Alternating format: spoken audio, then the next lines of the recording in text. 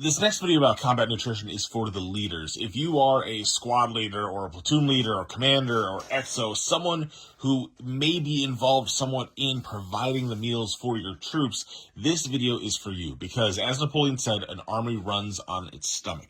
You need to make sure your guys are being fed, not just because of the nutritional things like we talked about in the previous video. Yes, you have to fuel the human body so that it can perform laborious tasks, but also morale.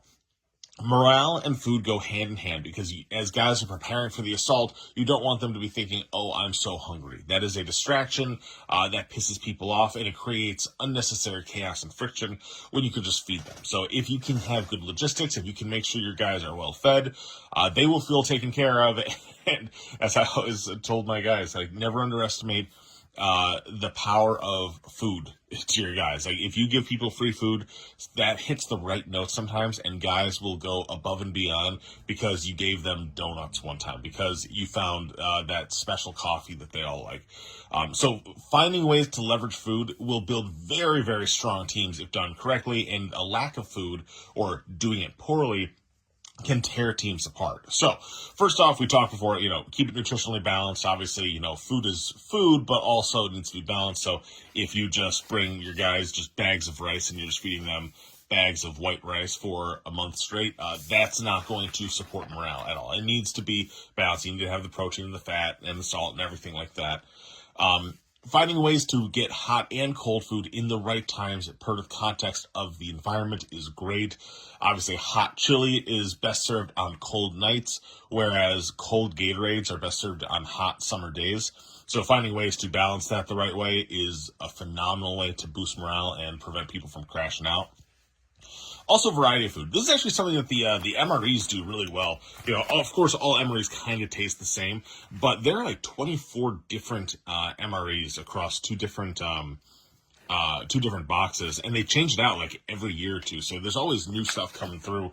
You can get a lot of variety of food in just the MREs. But of course, if we're talking about hot chow and stuff like that, you want to be able to find different stuff and explore different things. Not to say that we have to go crazy with it, but just make sure you're not serving the same thing every day, day in and day out, because that gets old and it, annoys people. Make sure you're doing familiar comfort food, whatever that means for the troops you're leading. If you've got a ton of Southwestern Americans, lots of chili, biscuits and gravy, and whatever else, familiar food like that. Now is not the time to try and feed those guys some exotic, Southeast Asian delicacy and everything. Keep it simple. Keep it things people like. You never know what dudes are going to be picky eaters. Of course, that stuff shouldn't matter in like the broader tactical sense, but in the context of morale and keeping people happy, give the people what they want, right? If you're a platoon leader leading a whole bunch of Brits, do your beans on toast and, tea and crumpets and whatever else you guys eat. I don't know what you guys eat. It's weird. And of course, sweet treats and goodies for the boys. Again, this is for leaders. A lot of times leaders, whether you're doing stuff related to supply or going on details, or you're a commander or XO going out and having things at command posts and logistics hubs, sometimes you get opportunities to make trades to secure stuff that, the guys on the line that are working on the observation posts and the, doing the actual trigger pulling, they're not going to have the opportunity to see. So you may be able to make deals, or just through the normal logistics process, secure things like coffee, tobacco, candy, energy drinks, and get stuff like that out to the field, which is a phenomenal thing. That's another one of those ways, like, you can take care of your guys and build that team cohesion because they know you're taking care of them. They'll try and take care of you. And of course, quantity matters. Whenever we talk about food, there's always like a quality versus quantity discussion. Do you want to give them more? Do you want to make the food better? When you're out in the field, when you're doing stuff, and we're talking about combat field nutrition, it's hard to appreciate the really, really good stuff because even the mediocre stuff tastes phenomenal. If it's hot, it's salty. If it's if there's enough of it, it's very easy for mediocre food to taste phenomenal. And most guys will say, like, when you're out in the field working hard, the best thing they've ever eaten is just like generic out of the box hamburger helper or like, plain cold water. So don't worry too much about working that quality side. It's important to get quantity so that guys can come back for seconds and thirds if they want, because as we know, Combat is calorically demanding. Make sure guys are getting the energy they need. You don't want to have to be rationing out because you, as a supply guy, decided to go spend your capital on getting a small amount of high quality stuff when you could have gotten a much larger amount of more reasonable stuff.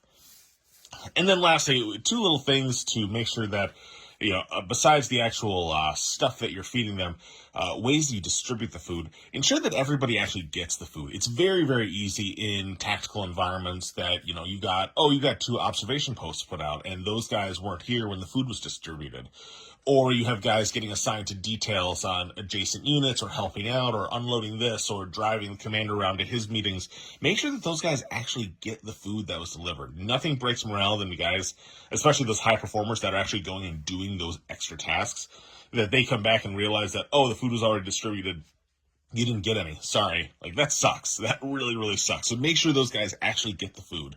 And then when food is being distributed, a good policy is that leaders eat last. And so squad leaders, make sure that all their guys have eaten before they eat. Platoon sergeants, platoon leaders, make sure that all their squad leaders have eaten before they eat.